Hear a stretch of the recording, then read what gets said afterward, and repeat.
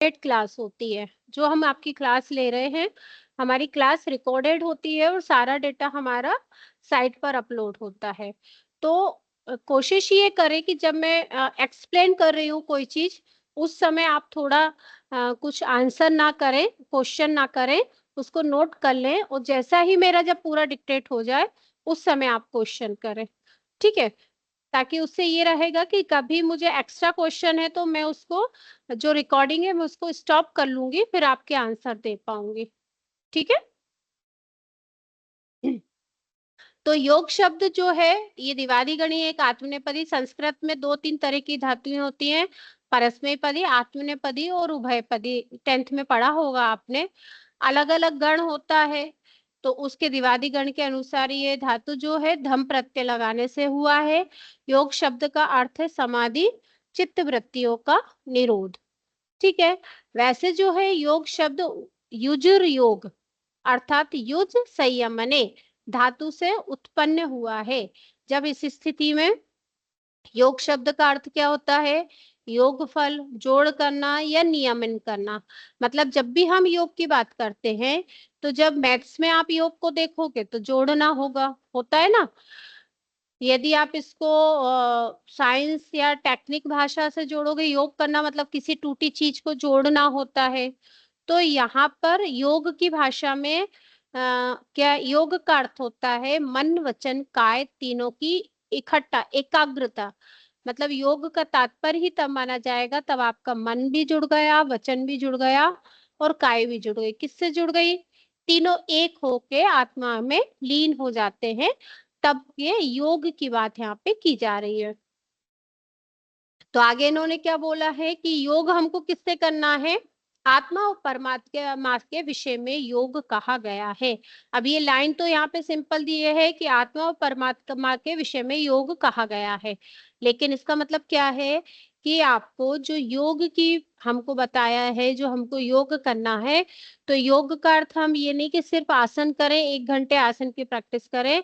अर्थात हम वो उस स्थिति को प्राप्त कर पाए जब हमारी मन की चंचलता खत्म हो जाए, जो हमारे विचारों का वेग हमारे दिमाग में चल रहा है, हम उसको कुछ क्षण के लिए रोक पाए, और ज्यादा नहीं 1 मिनट के लिए भी हम उस स्थिति को प्राप्त कर पाए कि हमारा मन वचन काय एक साथ हो पाए। ठीक है? यही परिभाषाएं आपको आगे देखने को मिलेंगी। इसमें बोला है कि योग, संस्कृत में योग क्या है? एक आध्यात्मिक प्रक्रिया है जिसमें शरीर और आत्मा को एक रूप करना ही योग माना जाता है। ठीक है?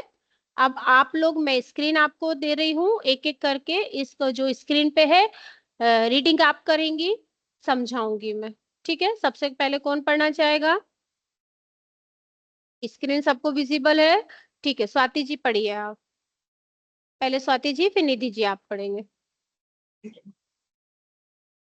मन को शब्दों से मुक्त करके अपने आप को शांति और रिक्तता से जोड़ने का एक तरीका है योग। योग समझने से ज्यादा करने की विधि है। योग साधने से पहले योग के बारे में जानना बहुत जरूरी है। योग के कई सारे अंग और प्रकार होते हैं, जिनके जरिए हमें ध्यान, समाधि और मोक्ष तक पहुंचना होता है।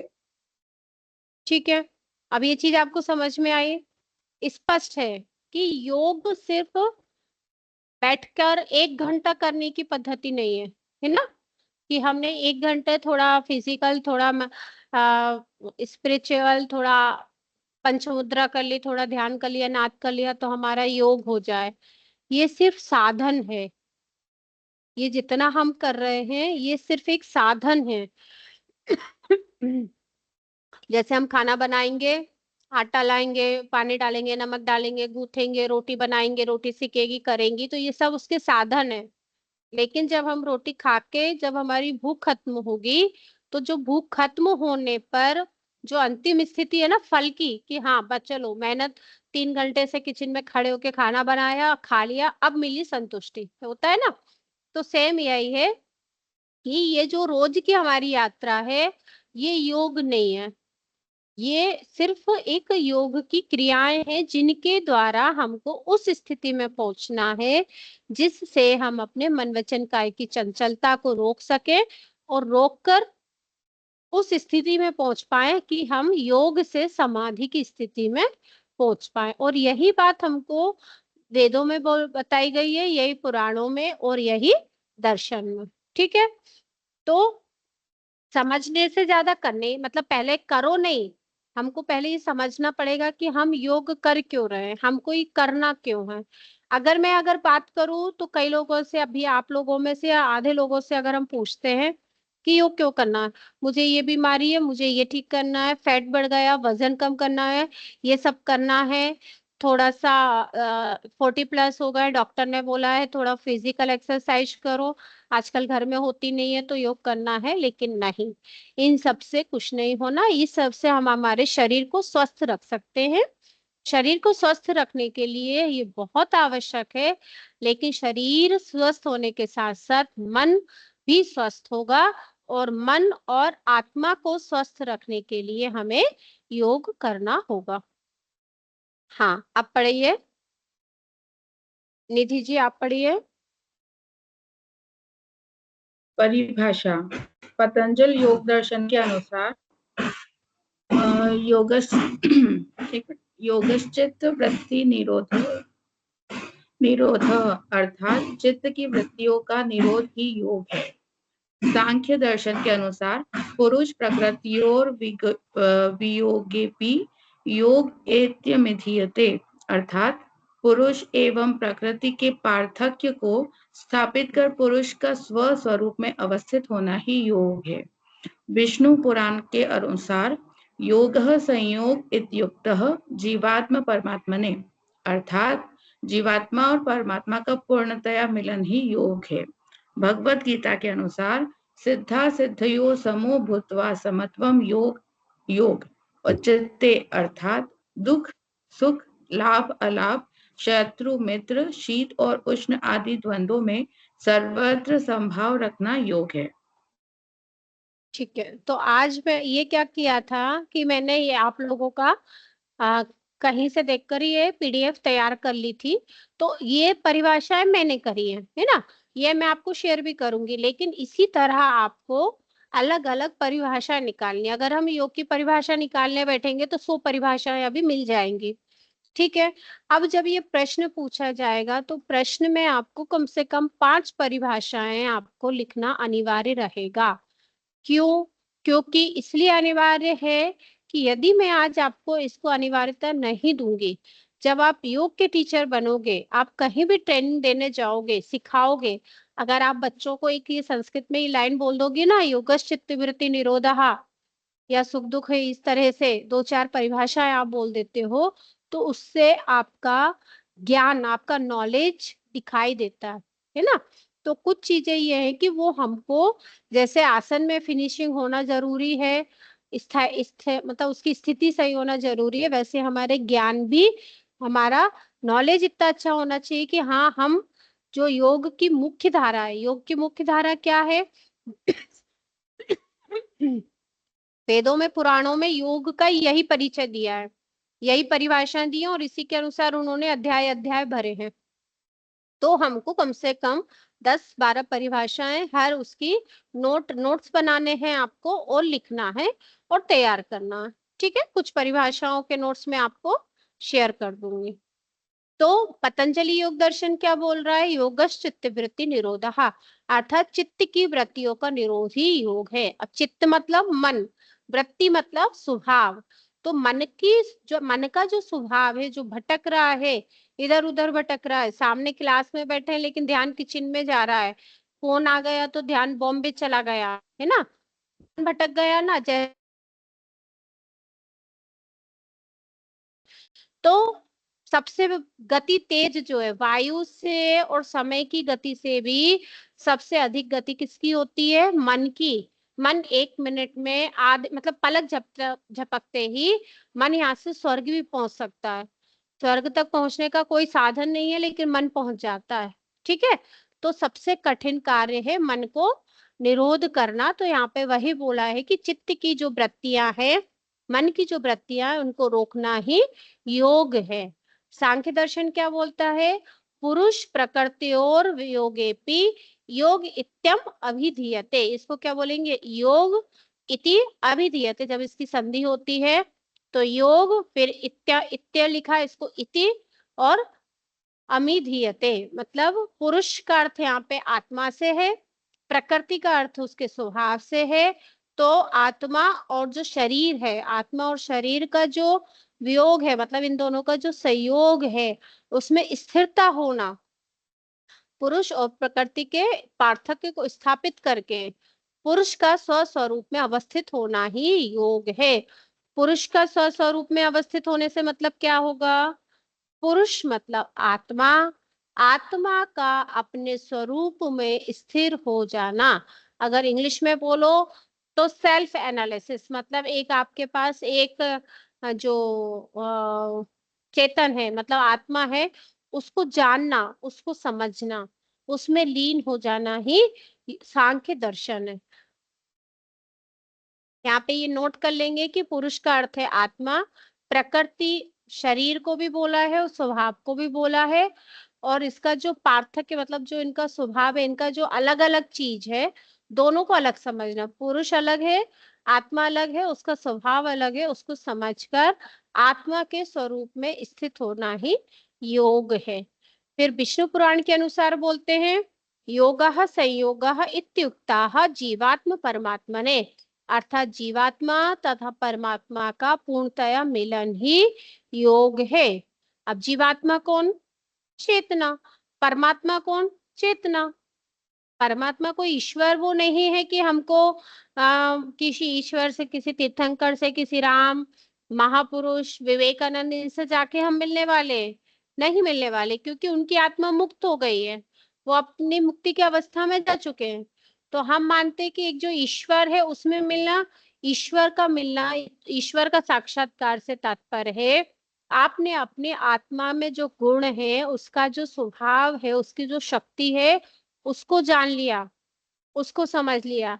जब ऐसा बोला जाता है कि जैसे गौतम बुद्ध ने ईश्वर का साक्षात्कार कर लिया, विवेकानंद ने ईश्वर का साक्षात्कार कर लिया, तो इसका ये मतलब नहीं कि पर्टिकुलर वो किसी ईश्वर से जाके मिल लिए। उन्होंने अपनी आत्मा की शक्तियों को इतना अनंत गुण तक पा लिया, उसकी उनकी जो शक्ति थी उसमें जो मतलब उसका जो वैभव था, आत्मा का जो स्वभाव था, उसकी पराकाष्ठा को पा लिया, तब बोला जाता है कि उन्होंने ईश्वर को पा लिया। ठीक है, ईश्वर का अर्थ भी वही है, गुणों का समूह, जिसके अंदर अनंत गुण है, अनंत शक्ति है, वो ईश्वर है।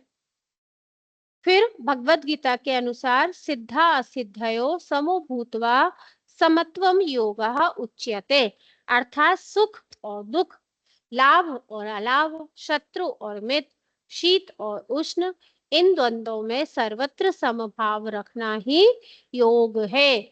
सर्दी हो या गर्मी हो, सुख हो या दुख हो, हम किसी तरह से आकुल ना हो, व्याकुल ना हो। बहुत गर्मी लगे तो एसी चला लेते हैं, बहुत सर्दी लगती है हीटर चला लेते हैं, बाहर जाते हैं तो छाता ले लेते हैं, बारिश होती है तो रेनकोट पहन लेंगे। तो ये क्या है, हम अभी इन सब चीजों से हम एक नहीं हो पा रहे, मतलब हमारे लिए सुख और दुख, सर्दी और गर्मी, इन चीजों का हमारे शरीर पर, मन पर प्रभाव पड़ रहा है। यही चीज जब हम हमारे साधुओं को देखते हैं, वो भूखे हो या प्यासे हो, उनको सुख हो या दुख हो, उनके अंदर समत्व भाव है।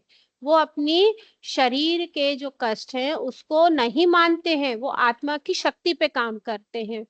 जब वो आत्मा की शक्ति पर काम करते हैं तो कहा जाता है कि उन्होंने अपने योग को, अपने मन की जो चंचलता उसको वश में कर लिया है। तो यहाँ पर यही कहा जा रहा है। ये पढ़ेंगे अब, 3 परिभाषाएं पढ़ लीजिए। प्रीति जी आपने हाथ हाँ, प्रीति जी ने हाथ ऊपर किया था। जी। भगवद गीता के अनुसार